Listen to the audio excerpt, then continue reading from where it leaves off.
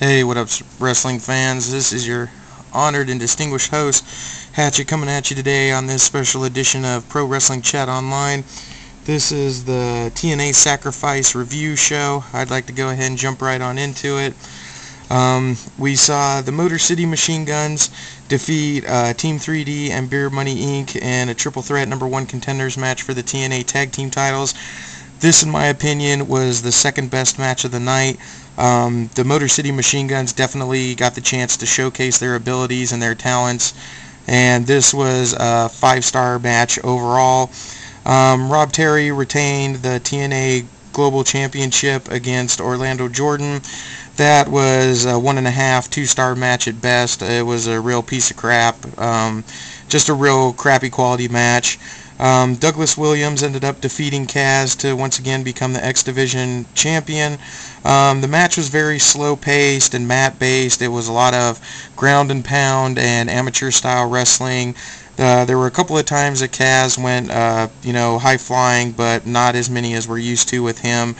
Overall, I don't think the match should have lasted as long as it did. It was a pretty lame match. I thought it was pretty boring overall, and I think I would give that match maybe 2 stars out of 5.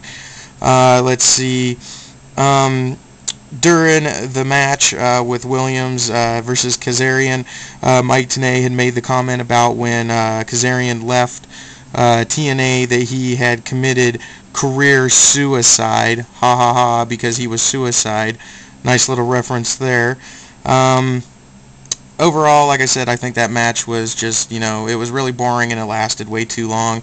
Madison Rayne defeated Tara to retain the TNA Knockouts title. It was a good 2.5, 3-star match. I thought it was okay. It had its low points, but then again, that's women's wrestling for you. What do you expect? The band defeated Inc. to retain the TNA Tag Team titles, thanks to interference from Brother Ray of Team 3D, who for whatever reason decided to cane Jesse O'Neill. That was about a 3.5-star match. The Abyss versus Desmond Wolfe match.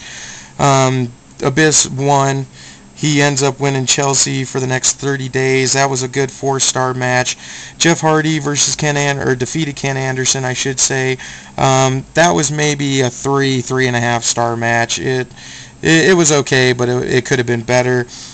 Sting defeated Jeff Jarrett. It was a real short match. I unfortunately only caught bits and pieces of it as I was busy at the time, and I didn't get to see all of the match, so I can't really rate, what I feel that match was. The best match of the night definitely was RVD retaining the title against AJ Styles. That was another 5-star match. That out of Sacrifice was the best match, followed right behind with the triple threat match. So Sacrifice overall, in my opinion, was definitely an 8.5-star out of 10 match.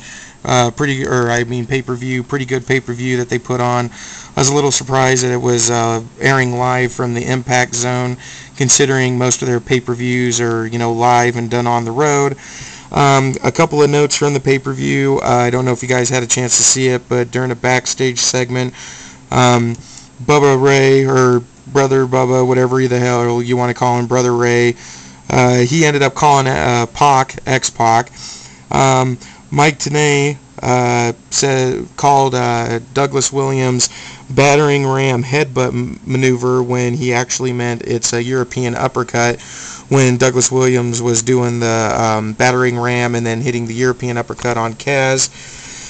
Let's see, Kevin Nash announced that the band are the tag team champions, a la Freebird rules.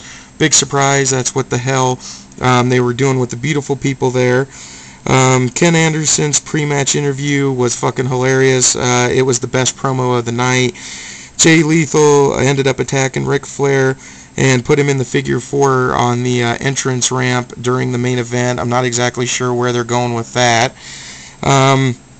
As far as this week's Impact goes, I haven't really seen a card for it. Don't really know what they're going to be doing, but I do know for sure they're going to be releasing the official top 10 contenders for the World TNA Championship on Impact.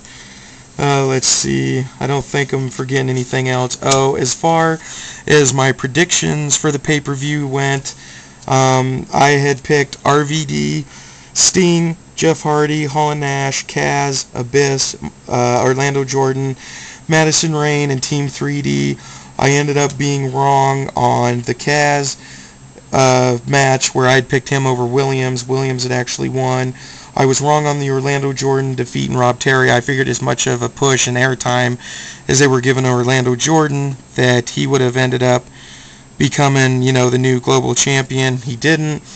And the other match that I was wrong on was Team 3D didn't win that triple threat match. The Motor City Machine Guns actually did. And in all honesty, I give MMG's mad props and major credit. They showed that they deserved to win that match. So overall, like I said, it was an 8.5 out of 10 star pay-per-view. Definitely worth the money. Definitely worth checking out the replay if you guys can, online or paying for it, whichever you're going to do. Anyway, this has been a review edition of Sacrifice, TNA's 2010 Sacrifice. I'll be back Friday with my review of TNA's Impact. Thanks again for everybody tuning in, checking it out. Sorry it's short, but having a new baby boy, little baby juggalo, whoop whoop, he's a lot of work, and he's a lot more responsibility and importance than getting on here and doing this thing all the time. But thank you guys for checking it out. Hope you love the show, and I'll be back with another edition later in the week. Peace.